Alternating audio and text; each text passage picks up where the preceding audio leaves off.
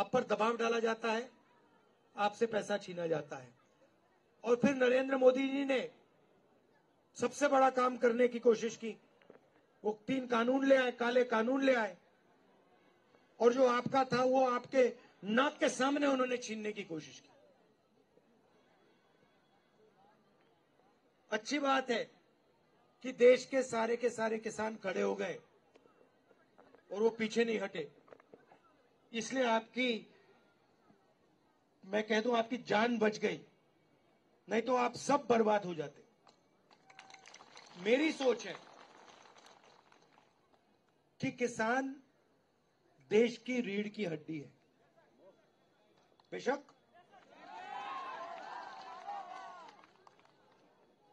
और अजीब सी बात है, मगर अरबपतियों के 14 लाख करोड़ रुपए कर्जा माफ हो सकता है, मालिया का कर्जा माफ हो सकता है, अदानी का हो सकता है, इन सब का हो सकता है, मगर किसानों का कर्जा माफ नहीं हो सकता।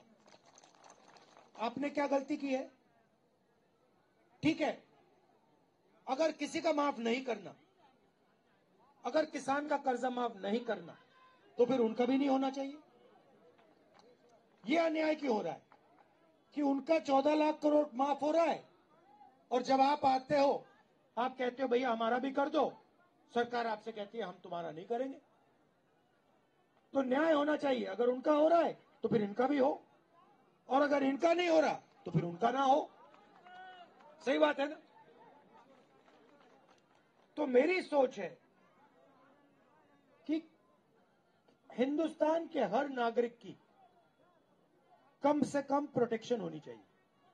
मतलब पिछले चुनाव के पहले हम एक योजना लाए थे, न्याय योजना, जिसमें हमने कहा था हर गरीब व्यक्ति के बैंक अकाउंट में, चाहे वो मजदूर हो, किसान हो, हर परिवार के बैंक अकाउंट में हम कम से कम, सरकार कम से कम पैसा डालेगी, डायरेक्ट बैंक अकाउंट में पैसा डालेगी।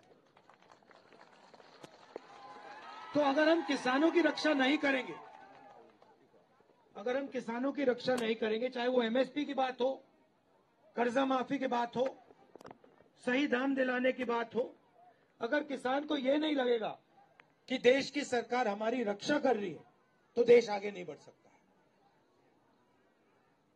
और आज सच्चाई है कि जो किसान के दिल में जो डर है, उसको सरकार मिटा नहीं पा रही, और किसान ने सरकार पे पूरा का पूरा भरोसा खो दिया है।